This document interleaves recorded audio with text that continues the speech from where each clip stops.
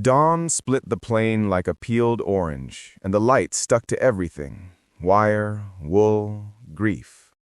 Rebecca Yoder, broad-hipped and steady, lifted a wet sheet from the line and checked the chill against her cheek. The fabric smelled of soap, smoke, and the stubbornness that kept her breathing after the ground took her husband. Inside, the kettle whispered to itself. Outside, sheep nosed the frost from low grass and blinked toward the eastern ridge. Benji, small, quick-eyed, fighting a stutter he hated, dragged a finger along the new fence post his father sunk last autumn. He liked the grain's grooves. He liked how the fence made a shape out of their sky. He liked pretending wood could hold the world in place. 3 riders came down the ridge and slid into a pasture without asking. Spurs made a thin, mean music. The lead man, Fergus Hunter, didn't bother to dismount. He never did. His smile belonged to a butcher. "Mornin', Miss Yoder," he said, bending her name until it sounded like something you spit. "Morning," she answered. "You're on my land." He tipped his hat toward the taut wire. "That fence is in my way." "This land was homesteaded," she said. "This fence, too." The youngest rider leaned and snipped a strand just to hear it sing. Rebecca's jaw tightened. Benji flinched. A ewe lifted her head, chewing slow. "You'll mend what you cut," she said. Fergus rolled his shoulders. "No. I'll buy what I want." "I won't sell."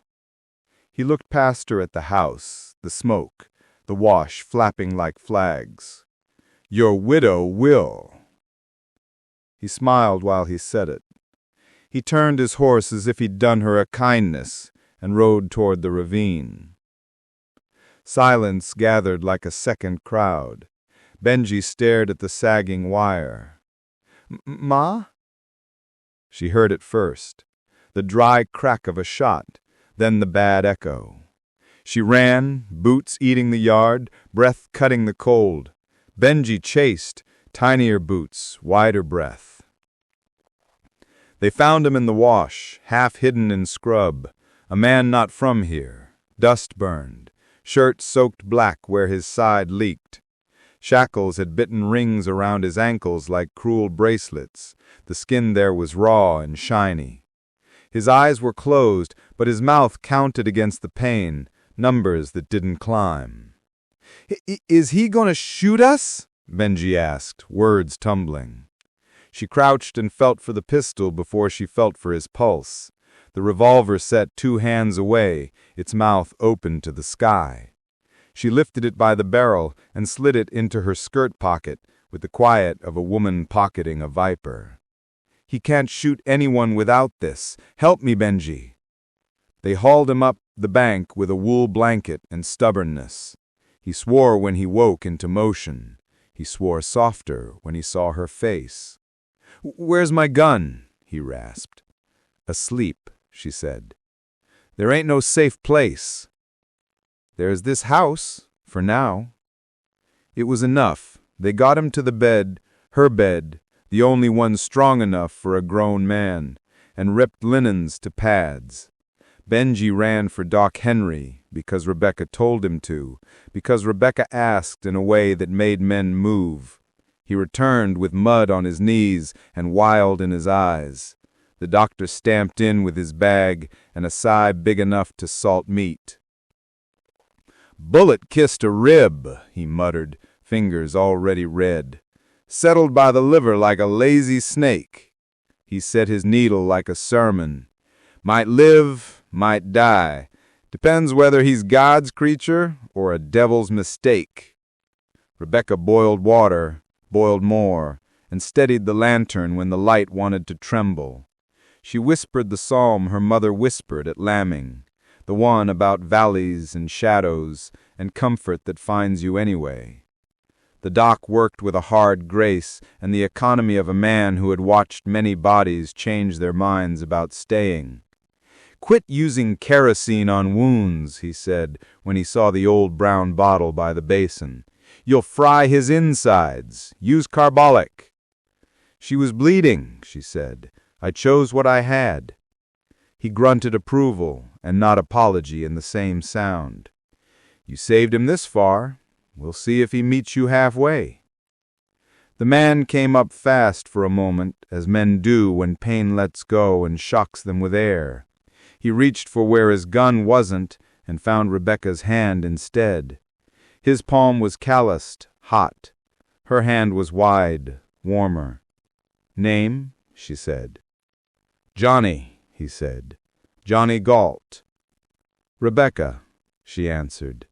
"This is a plain house." His eyes ran over the ceiling, the peg rails, the neatness that comes from duty, not wealth. "You people got rules for everything," he said. "We have a rule for kindness. Lie still and let it work." He slept. Fever woke him. The lantern watched all night. She sat in the ladder-back chair with her back straight and her thoughts bent toward water and bread and the arithmetic of surviving spring. Just before dawn, the thunder of hooves rolled the yard. Fergus again, with 2 hard men and a grin. Benji froze by the window. Rebecca stood on the porch with her hands open. "You can water, then ride on." "Must be hard alone," Fergus said, gaze sliding past her shoulder toward the shadow on the bed. "Since your man died." The stranger's voice came from inside, calm and sandpapered. "I heard you speaking unkindly to this lady." Fergus didn't turn. "So?" "So don't," Johnny said. A long breath held the house up. Fergus's smile twitched. "You hiring outlaws now, Ms. Yoder?" "I'm hiring hands," she said. Fergus tipped 2 fingers from his hat and left like a man who meant to come back heavier. Dust hung like a curse. Benji exhaled finally. Rebecca went to the bed. Johnny's face had paled from the effort. She pressed cool cloth to his forehead, felt the heat still fighting. He looked at her the way hungry men look at bread they didn't bake and can't afford. "You're strong," he said. "I'm present," she said. He winced a smile. "Same thing where I'm from." She wiped the blood dark from his ribs and found old marks layered under new. Whip lines, rope rubs, the map of a life built by other people's cruelty. She didn't ask for the story, not yet. When the doctor packed his bag, he left carbolic and a grim little blessing. "He's in no shape to travel or hurt you," he said. "People hurt because they can, not because they're able." The doctor looked at her, really looked at her. "You'll keep him alive, widow." "I'll try," she said. After he left, she took the revolver from her pocket and slid it in the bread drawer until wood clicked. Guns would sleep here. If God gave her any say, they'd sleep a long time. She set fresh water on the stand and smoothed the quilt. The stranger's breath hitched, then found a rhythm. Rebecca stood in the doorway and looked at her house, the chair, the peg, the sober little window. She heard it then, like always when she was this tired, the creek's laugh, the wind's fingers, the roof's hymn when rain came. Her people forbade instruments. They did not forbid listening. She closed her eyes and let the quiet music fill her chest until there was room for morning. By daylight, the wire would need mending. Work makes a choice out of fear. She lifted her head and made the first one. The outsider would stay. He would live if he could, and as long as he breathed under her roof, no man would speak unkindly to her without hearing it answered. He woke in the syrupy half-light before dawn, pinned to the bed by his own ribs and the smell of carbolic. The lantern made a small gold island out of the room. Everything else, pegs, bonnet strings, the square window, sat in quiet shadow. Rebecca crossed from the stove with a damp cloth like it was any winter morning task. She didn't ask how he slept. She touched his forehead, decided he hadn't cooked his brains in the night, and wrung the cloth back into the basin. "Your fever's walking off," she said. The man tested a breath. It scraped. "Whose house?" "Mine," she said. "Rebecca Yoder." He rolled the name on a split lip. Johnny Gault. His eyes skipped to the cupboard. She didn't look to follow them. "Guns sleep here," she said, as if reminding a child about boots by the door. "I want it when I leave. You'll want a working lung first." He tried to smile. The right side of his mouth didn't cooperate. "You people got rules for everything." "We do," she said, and lifted his chin with 2 steady fingers, including shaving a man who can't lift his own arm. "Seems a funny rule. It's a practical rule." She set out a chipped saucer, a sliver of soap, the razor she'd honed last night. Steam rose off a mug she'd warmed for him to lean his jaw into. "My husband once had a wound that meant his beard had to go. I learned to keep the blade gentle." Johnny weighed his pride against the tug in his side and held still. The razor whispered along the grain. He watched her while she watched the work. She was broad-shouldered and soft-waisted, a woman built to lift and last. He tried not to imagine how long she'd been lifting alone. "You curse like a cavalry sergeant," she said, rinsing the edge. "Bad teachers. Good memory." She dabbed the lather from his cheekbone and tilted his face to the lantern. "Your nose looks crooked." "Occupational hazard." "Which occupation?" "The kind you pray away," he said. "Not a boast, not quite a confession." Bootsteps thudded on the porch. The latch lifted. Noah Weaver filled the doorway with quiet disapproval and clean sweat. Mose Weaver, long-limbed and shy, hovered at his back. Both men tipped their hats to Rebecca. They did not tip them to the outsider. "You sent for us." "She didn't," she said, unfazed. "You came because you're kind." Noah's gaze hovered on the bed, then fixed on the window. "Plain folk don't bring the world under their roof." "Plain folk don't leave a man to die within reach of their door," she answered. "I hired him through summer. The lambing was heavy. I need hands." "You'll have mine," Noah said, more sharply than he meant. He recalibrated. "I mean, the community's hands." "Thank you," she said. "I still need his." Mose stepped forward, curiosity beating caution by a nose. "You're really a gun hand?" he blurted, then regretted it, then waited for an answer anyway. "Sometimes I'm whatever the day requires," Johnny said. Noah's eyes hardened. "The day requires you gone by shearing." "The day requires the fence mended, the ewes checked, and Rebecca's boy to grow up with one less funeral," Johnny said, voice level. "I'm for all 3. Mose blinked, surprised at the temper that didn't rise. Noah moved his weight from one heel to the other, as if deciding whether to push or to plow around a rock. He took off his hat, ran a hand through orderly hair, and put the hat back on. "We'll talk again," he said, which was both promise and warning. They left the way they came, no wasted words, no creaking boards. Rebecca rinsed the razor, coiled the bonnet strings on their peg, and brought out a folded shirt. Blue, long-sleeved, plain as a prayer.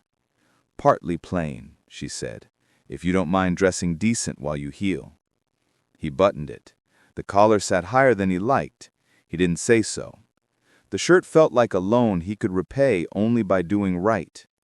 Benji barreled in from the yard, cheeks red, hands jammed in pockets. He stopped at the bed like a colt at a fence. "Mr. Gault," he tried, then got frustrated and hopped in place, as if the word might drop. Do you kill people?" "Benjo Yoder," Rebecca said, the full name for manners. "Apologize." Johnny raised a hand without lifting his head. It's all right. He thought about the right thing to give a boy who'd heard too much gunfire for his years. Once, he said, solemn as scripture, I got sent to prison for not eating my pickled beets. Benji's eyes widened. For real? Judge said it was a grave offense. Benji's laughter came out like a hiccup. He clapped both hands over his mouth and looked to his mother to see if he was allowed to be happy. She allowed it with an exhale she didn't know she was holding. Chicken scratching hoof sounds clattered in the yard. Fergus had a way of arriving like weather. Rebecca stepped to the doorway, palms open, shoulders square. Water the horses if you want, then ride on. Fergus took in the blue shirt on the stranger in her bed. New help. A hired hand till summer. Must be hard alone. His eyes ticked toward Benji. The kindness in his voice was a coat over a knife. Johnny's voice came from the bed, quiet iron. I heard you speaking unkindly to this lady yesterday. Fergus's mouth turned toward a smile and missed. So? So don't, Johnny said. Mose, who had come back to the yard gate to check a hinge, paused and measured the pause. Noah stopped 6 paces behind him without looking like he'd followed it all. Fergus chose to grin. Enjoy your walk to town, Mr. Gault, when you can stand. Sheriff there likes a winner. He wheeled and left, hooves dragging spite-stained dust. After the dust settled, Rebecca shifted a stool to the bed and checked the stitches at Johnny's side with practiced fingers. The bandage had bled, but not through. He'll be back, Johnny said. We will be here, she said. Guns still sleep in the bread drawer? As long as I can keep them there. He watched her pack away the razor. You took care of me without asking who I've been. I'll hear it if you want to tell it, and I won't if you don't. He swallowed, throat working around old grit. There's not much in it that recommends me to decent people. Decent is as decent does, my dad used to say. Today you're decent. Tomorrow you can try again. He stared at the ceiling, long breath in, careful breath out. I don't belong anywhere, he said, reaching for a fact that had kept him alive and alone. This house keeps what it can keep. Bread, boys, rules, sometimes men. She stood, straightened the quilt with a farmer's blunt affection, then nudged the chair back to its mark. It's shearing soon. I promised the elders I'd bring my mind to the meeting, and I intend to keep that promise. I'm not fit for church walls. You're fit for mending gates, she said, as if that settled a larger issue. And for eating what I set in front of you without arguing. He nodded. I can manage that. In the afternoon, when the light moved from gold to clear, she set a plain plate on his lap. Broth, a heel of bread, 4 beets the color of a good bruise. He eyed them with comic dread. She caught the look and didn't smile exactly, but something around her eyes eased. Eat, she said.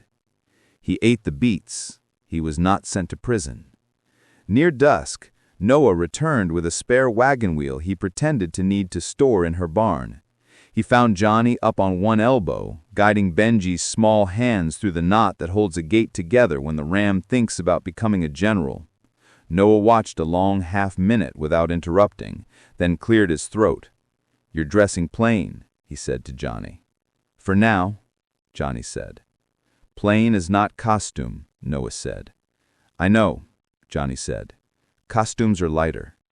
Noah's mouth twitched once, then smoothed. He looked to Rebecca. Your woodpile's low. I'll send Mose Tuesday with his axe. That's kind, she said, if Mose doesn't mind.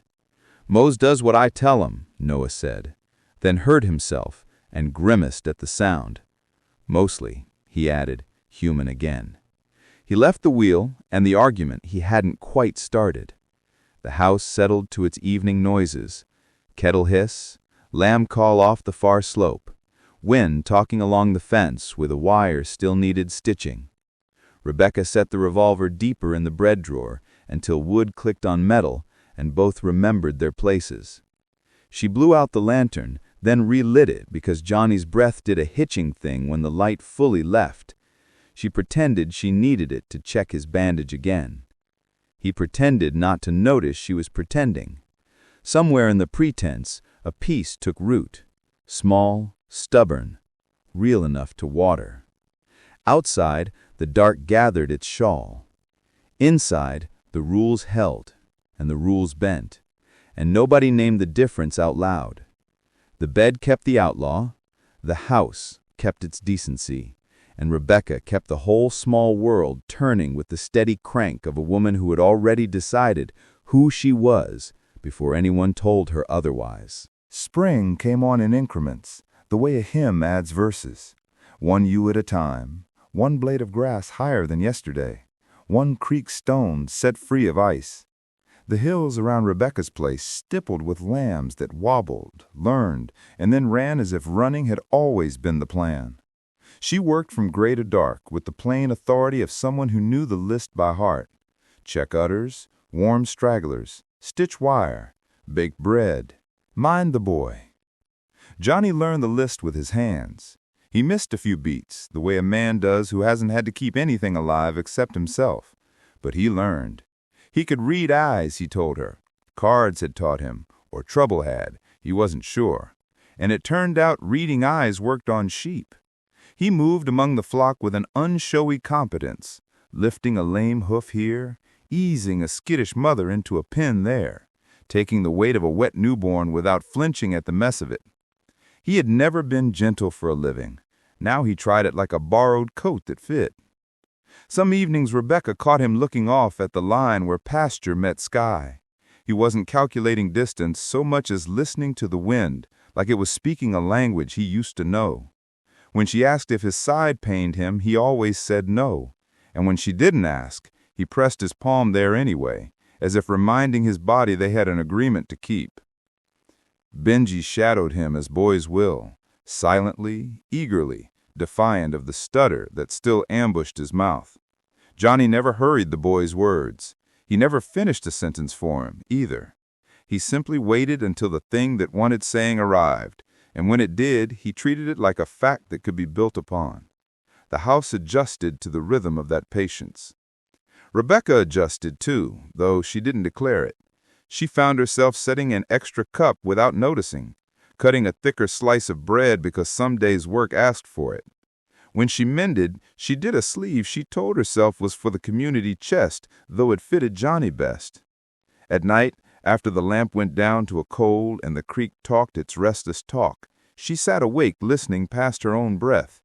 The music was always there, the stream, the wind, the roof's hush, but now something threaded through it, a low, steadying note she could not name and would not dare to. The elders did their listening too, just not to music. Word carried faster than hoofbeats in a plain valley, and it didn't need a telegraph to find the right ears. An outsider was sleeping under Rebecca's roof. He had a past that put a crook in his nose and whip lines along his ribs. He wore a blue shirt buttoned to the throat and said ma'am when ma'am suited him, and he stayed. Noah Weaver visited often with the half-excuse of neighborly tasks, a wheel that wanted replacing, a hinge that deserved oil, wood that wouldn't split itself. He was a spare man with a gentleness that came out backward, as admonitions and offers spoken in the same key. He stood long in her dooryard those days, looking at the fence line as if fence lines could anoint the righteous. "You remember the promise," he said once, eyes on the wire. "Shearing comes, you declare yourself to the church." "I remember," Rebecca said. "I will bring my whole mind." She did not say what her mind had been doing lately, expanding, arguing, yielding, standing, all without moving her feet. "And the outsider?" he asked, the words set down neat as a ledger entry. "He is a hand," she said. "He is paid for his labor. He eats what I put in front of him. He sleeps in my house." Noah looked toward the tiny shed where Johnny had insisted on bunking when he could stand. "And in your house," he said, "the rules keep us safe." "And my house," she said, "the rules keep us honest." They were both right, and both only partly so. That was the ache of it. One bright afternoon, the clouds stacked up like clean sheets, and Rebecca found Johnny at the corral gate shaping a length of willow into a new latch. He worked with a concentration she recognized from prayer. Hands doing, mind somewhere plain and clear. She brought him a tin cup and stood within the shade he cast. "You hear it, don't you?" She surprised herself. "When everything's quieting, do you hear how it makes?"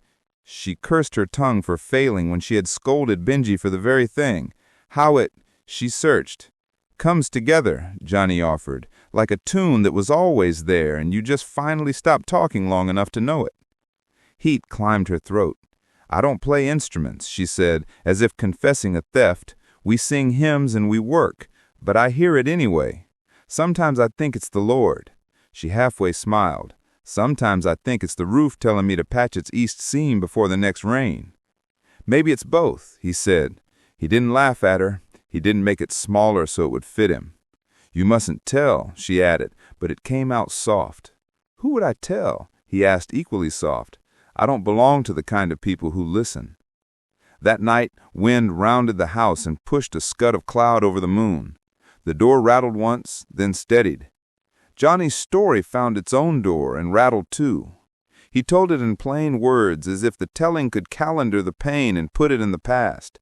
The orphanage, the farmer who rented boys with their knees still scabbed, who taught scripture with a dull knife and a hog bleeding out from a hook. The chain, the link he wore thin with patience, the pitchfork, the first time he tied violence to survival and pulled. Rebecca listened without flinching, one palm open against her apron, the other wrapped around the teapot as if steam could bless. She did not say God's name in response. She did not say the devil's. She only said, "You are here." He nodded like that was a verdict he could serve. Pressure gathered in the valley in ways a barometer couldn't chart. Fergus's men rode the ridge at dusk just to make the sheep lift their heads.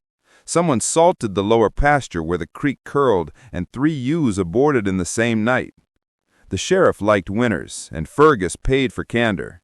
Boys in town whispered about a shootist laid up in a plain woman's bed and spat into the dust to show they weren't afraid of the story. On Sunday, Rebecca set her cap with fingers that did not shake and walked to meeting with her son on one side and the outsider in her wake like a shadow he would not yet own. Inside the whitewashed room, Johnny sat at the far back, hat off, eyes set on the plank floor. The men kept their side, the women kept theirs. The sermon talked of narrow gates and wide roads, of the danger of blending light with anything that wasn't light. Afterward, Samuel, Rebecca's eldest brother, spoke for those who didn't need their own words. "You'll keep separate," he said to his sister without looking in her eyes. "You'll confess at shearing." The sentence wore politeness the way a wolf wears wool. "I will speak truth," Rebecca said, voice steady as fence posts, "and I will do kindness. Those are the rules I know." Johnny waited outside in the shade of the small oak that had made a life of surviving wind. Benji stood between him and the church door, the boy's cap twisting in his fists. They don't talk to you," he said, and then stared at the ground because his mouth had betrayed him with slowness. "They don't have to," Johnny said. "You do." He ruffled the boy's hair and let him hate the kindness for the half-second boys must. Walking home, Rebecca kept her eyes on the road where wagon wheels had made grooves even a widow could follow. "They will ask me to choose," she said. It wasn't a complaint. Johnny matched his pace to hers, not looking at her. "I never been a good thing to choose, but I can tell you this, if men come again, I won't let them inside your house." He didn't say guns. He didn't say kill. He didn't need to. "Guns sleep in my drawer," she answered, "and if they wake to protect a life, not to avenge a pride." "Then we agree," he said, and maybe they did, for 1 step, 2 steps. The wind shifted, the sheep bunched, then settled. In the distance, thunder counted itself down from the far peaks. Rebecca felt the music rise in her chest again, the stream, the roof, the world's low hum, and the new note through it that she was almost brave enough to name. It wasn't defiance. It wasn't duty. It was something untranslatable in her people's tongue, a tenderness that did not ask permission to exist. She walked on, plain as ever, and carried it with her like a hidden hymn. Morning broke clean and pitiless, the kind of blue that made edges honest. Rebecca braided her hair tight under her cap until the tug steadied her thoughts. On the peg beside the door hung the blue ribbon Johnny had found snagged on the fence. She left it there, like a soft defiance, and set her palm to Benji's crown. "Walk with me," she said, and the boy nodded, shoes already chalked with dust from the yard. The meetinghouse waited in its coat of white, a square of silence on the prairie. Wheels had carved grooves up to the steps. Feet had polished the boards inside. Men took the left benches, women the right, all hats removed or bound as rules decreed. The air smelled of pine scrubbed into floors and the faint iron of well water. Rebecca and Benji slid into their row. At the far back, just inside the door where shadows gather, Johnny stood with his hat to his chest, present without presuming to belong. Elder Miller rose, hands folded, beard a gray tassel of winter. His voice moved slow, like a plow that knew the field. "Brethren and sisters, we come to keep ourselves unspotted from the world. We come to the narrow gate." Scripture rounded the room. The benches creaked only when folks breathed. Rebecca let the words pass through her, the way wind passes through grain. She counted Benji's inhales.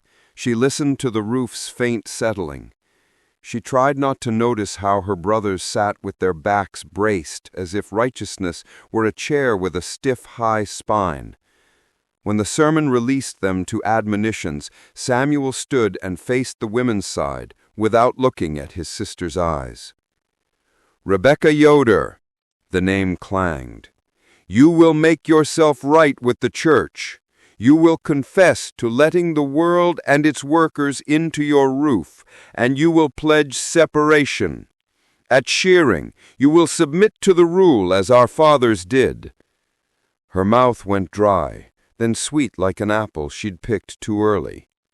"I will speak truth," she said. She rose, the bench sighing at her absence, and stepped forward until the boards under her shoes felt like they were listening. "I will do kindness. I will keep my mind, which God gave me to reason."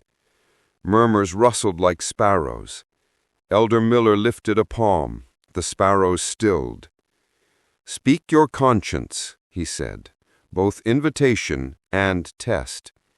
Rebecca folded her hands at her waist, where a woman's strength rests unseen. "A stranger bled on my doorstep," she said, voice level as fence line. "I took him in. I boiled water. I prayed as I was taught.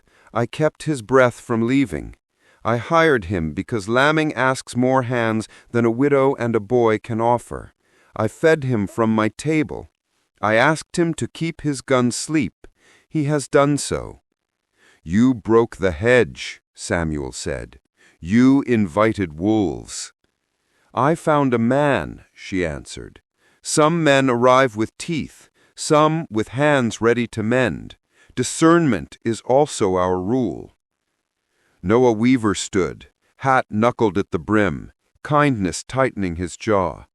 "Sister," he said, not daring the rest of her name, "we showed you a path in sorrow. We meant to walk it with you. This other path," his eyes flicked toward the shade at the doorway, "this other path leads away." "I have walked both," she said, and something like a tremor moved through the women's benches, fear or recognition or both. "I am still here." Elder Miller nodded once, a sorrowing man who understood that obedience and love often quarrel at the same table. "Plain living keeps us alive," he said. "The world carries death with it, quiet or loud. If you love God, keep his fences." Rebecca's gaze found Benji, small, pale, determined, and then slid to the door where Johnny held himself steady as a gatepost. She could not take both the church and the man into her arms, and yet both waited as if she could. "I confess," she said, finally, the words dry as a match. I confess that I failed to keep myself separate. I confess that I brought an outsider under my roof, and I let his ways touch my house. Her voice wavered once and steadied on the truth that would not be bargained with. I confess that my heart loved him. The sentence fell and rolled like a dropped tool in a quiet barn, clanging against everything it touched. Gasps pebbled the room. Samuel's lips thinned to a blade. Noah shut his eyes as if against sun. Elder Miller's shoulders went lower, not from anger, but from the weight of what came next.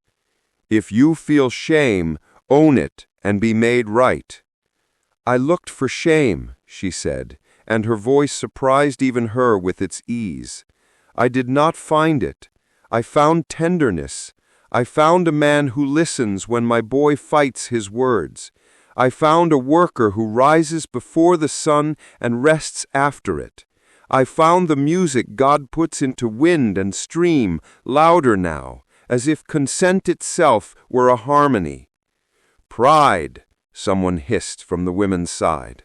Another, softer. Mercy, from farther back. Elder Miller did not raise his tone. Judgment in this room didn't have to shout. Rebecca Yoder, the rule is the rule. We place you under the ban until repentance. We will not speak your name or share your table. We will treat you as dead to us, that you might choose life. Benches groaned as people stood to their feet, and in the shifting she felt the ground tilt. The band was not a blow, it was a subtraction, a tearing out of threads that held everything together. She heard Benji suck air like a child near deep water, and saw his fingers crumple his cap into a hard knot. On the threshold, Johnny's knuckles whitened around the hat he wouldn't put on. No one took the basket from her arms when the meeting dismissed. No one met her eyes as she passed. Outside, the light had gone brighter, as if the sky wanted to see everything and would not look away. Johnny stepped forward and then stopped, learning in real time the geometry of shunning, how even rescue had to be measured against rules he didn't understand. Noah frowned his words first, words rubbed smooth with use. Why him? He asked, not a sneer, but a bewilderment that hurt to speak. Why become her damnation? Johnny took the question like a blow and refused to let it bruise anyone else. She isn't damned, he said, hoarse and sure. You know this woman. She holds the world together with hands that don't let go. Samuel passed within arm's length from his sister and did not turn his head. Shunning had its choreography, eyes trained on the horizon, mouth set like a door. Benji reached toward an uncle and drew his hand back as if he'd touched a stove. He looked up at his mother, drowning and trying to pretend he knew how to swim. She bent and set her palm against his cheek, thumb steady, touch an anchor with a child's face as a ring. We are alive, she said softly. We walk home. They did. Johnny fell in beside them, without brushing their shadows, as a man might walk near a river he isn't allowed to drink from. The road unspooled in front of them, 2 ruts and a ridge of grass, carrying them past fields that would need their labor tomorrow no matter what today had done. Above, a hawk turned on a hitch of wind and made no sound at all. At the gate, Rebecca paused. The fence had been mended true, wire tight enough to thrum, posts set deep. She rested her hand on the top rail. I took my name, she said, not asking for pity. I keep myself. She lifted the latch and led her boy through. Johnny held the gate as if it weighed a season and closed it after them with care. Marry me, he said quietly, as if laying down a tool he would not pick up again without permission. I have no church to answer to. I could put my shoulder to your life. She turned, pain and gratitude as bright as fresh water in her eyes. A plain woman must marry plain, she said, "and I must not lose my son. The truth was not unkind, it was only exact." Johnny nodded and set his hat on the fence post as if he were leaving a promise there. "Then I keep my word," he said, "through shearing, through whatever comes." He looked up at the honest sky and then back at the door that had learned to be a home. "Guns still sleep," he added. "As long as I can keep them sleeping," she said, and she opened the door, and the small, stubborn world welcomed them back with the ordinary mercy of work waiting to be done. Night gathered with purpose, shrugging on a moon like a brass button and laying its dark across the valley. The sheep had gone quiet, bellies round, jaws slow. Wind combed the grass in long strokes. In the kitchen, Rebecca tipped her head to listen, habit, prayer, vigilance, and heard what she always heard when the house was between breaths: kettle soft, rafters ticking, boy asleep and trying to stay there. Underneath it, a thinner sound arrived, like a nail jarred on a shelf. She knew the meaning before the horses crested the rise. Benji knew too. He woke standing. "Ma?" "I hear," she said, already moving. She drew the bread drawer open, set the holstered revolver on the table as if it were another tool, useful, dangerous, real. She looked at the thing the way she looked at storms, steady, refusing to flinch. Johnny came in from the shed, shirt half-buttoned, eyes clear. "How many?" he asked. "3. Maybe more in shadow," she said. He brought laughter. The word meant men who liked the sound of fear. Johnny checked the cylinder, eased the hammer down, set the gun back where she'd placed it. "We keep it sleeping if we can," he said, not to contradict her rule, but to share it. "Get the boy to the shed. Keep him low." They had practiced this once with words and once with silence. Benji ran the line of the wall to the back door and vanished into dark. Johnny stepped to the yard and stood where the porch light made him visible and hard to flank. Rebecca stayed in the doorway, a dark square of woman and will. Fergus Hunter rode in loose, reins slack, sure of his shape against the night. 2 killers ghosted him. Woodrow Wharton, with a nervous laugh he borrowed from men he admired. Ray Getz, thin as a fence picket, eyes flat. "Evening," Fergus drawled. "Come to buy what's owed." "You owe fence and lambs," Rebecca said. "I meant the land," Fergus said, smiling to show his contempt had good teeth. He tipped his hat toward the house, toward the smallness he mistook for weakness. "And whatever sleeps inside it." "Leave," Johnny said. He didn't shout. Sound carries truer when it doesn't brag. "Or what? You'll blink us to death?" Woodrow's laugh snagged. "Or you'll walk away with your head still the way you brought it. I prefer that. Cheaper on everybody." The pause after that remark was a kind of weather, charged, dry, waiting for a spark. Ray moved first, not smart, but quick. A muzzle flash, stuttering orange in the dark. Johnny shoved off the post and the world narrowed to angles and breath. He did not reach for the bread drawer gun. He reached for the ground, for the memory of where men aim when they're nothing but noise. He cut toward Ray, caught him at the elbows, spun him, used Ray's own arm to bat Woodrow's second shot skyward. The bullet rung the tin roof and went out to die in pasture. "Benji!" Rebecca called without turning her head, locating her son by the absence of his voice. "Still!" she ordered the dark. It obeyed. Fergus stayed back, lazy as a snake on a warm road, letting boys do his biting. "You always win by sending other men forward?" Johnny asked, dancing Ray into the pump handle and dropping him with a grunt. "You ever do your own work?" Fergus did not answer with words. His pistol answered for him. The slug snapped the air by Johnny's ear. Another tore splinters from the porch. The third found flesh.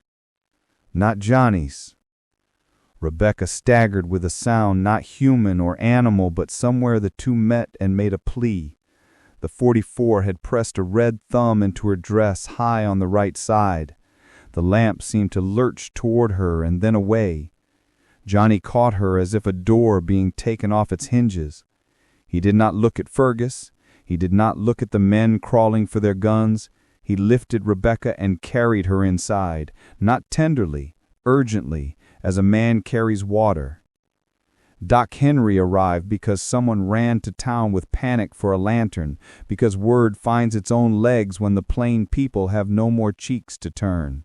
He cut her dress, pressed towels, listened to the breath that didn't want to stay. "Bullets nested by her pulmonary artery," he said. "I go in there, she bleeds out on the table. I leave it, her heart works too hard until it doesn't. Either way, God's got more say than I do." "Take me," Johnny said, kneeling, palms up, as if he could bribe heaven with empty hands. "Stay," he said. "Tell me about the music." Her eyes opened, faint, focused. I can hear," she whispered. "Stream, wind, roof when it rains. You. I hear you." Outside, hoofbeats retreated. Inside, stitches and prayer competed without malice. Doc Henry worked in the narrow hallway between hope and anatomy, packing what he could pack, binding what he could bind, leaving what he had to leave. If she wakes like spring, slow, obstinate. If she doesn't, well, he didn't finish. Time stretched until it became a place. In that place, Johnny's past lay down beside him and did not bite. He remembered the hog farmer, the chain, the pitchfork, the running.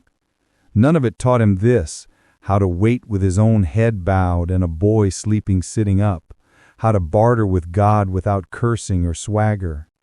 He put his forehead to the quilt and breathed in soap and smoke and the smell of a life made by hands steadier than his. When Rebecca's breath, which had been moving like a wary animal, settled. Not easy. No breath is easy after a bullet sits near the heart, but regular enough to persuade the room to stand down. Doc Henry's shoulders dropped a simple inch. "All right," he said, hoarse with relief he would not name. "All right." Morning took its time. When it came everywhere, at once. The ridge, the yard, the small square of window, the slice of bread Benji toasted too dark and ate it anyway because superstition said hunger might steal blessings. Fergus Hunter rode out of the valley before noon, with a bandage on his pride and one less killer willing to ride his elbow. Woodrow had learned something about walking away. Ray had learned nothing at all, except how to fall. Days accrued like fence posts, one, another, set deep. Rebecca healed the way the prairie does after fire, not by forgetting but by insisting on green. The doc came and went, left more carbolic and fewer admonitions. The church kept its ban, like a season decided by calendar, not weather. Noah delivered wood and no words. Mose delivered smiles he aimed at Benji because he could. The law did nothing visible, and yet the ridge was quieter. When Doc Henry finally tucked the last instructions under the bread crock and clicked his bag shut, he stood on the porch and squinted at the road. "Mind those ruts," he said to the wagoner who would ease Rebecca home from his place. "She's got more mornings in her. Don't spill any on the way." Johnny took the seat beside her, hat in his lap, like a lesson learned. Rebecca watched the fence slide by, wire tight, post true, lambs plump as loaves, and put her hand on his arm for balance, and for something larger. The wagon found the yard. The yard recognized them. Inside, the revolver slept in its drawer, and no one woke it. "Guns sleep," she said, almost a joke. Hearts don't, he answered. The house resumed itself. Kettle, pegs, boys' laughter coming back in increments like a tune remembered. Rebecca sat at the table and closed her eyes. The music moved through the room without ceremony. The creak's low talk, the roof's patient tick, the wind's long bow across the grass. Under and through it ran a new line she no longer feared to name. A stubborn, ordinary love that did not demand spectacle to prove itself. They would still mend, still bake, still reckon with neighbors who chose subtraction. They would still carry what could not be put down. But for now, with day clean in the window and bread rising slow, their small world held. And in that holding, the music, hers, his, theirs, kept time.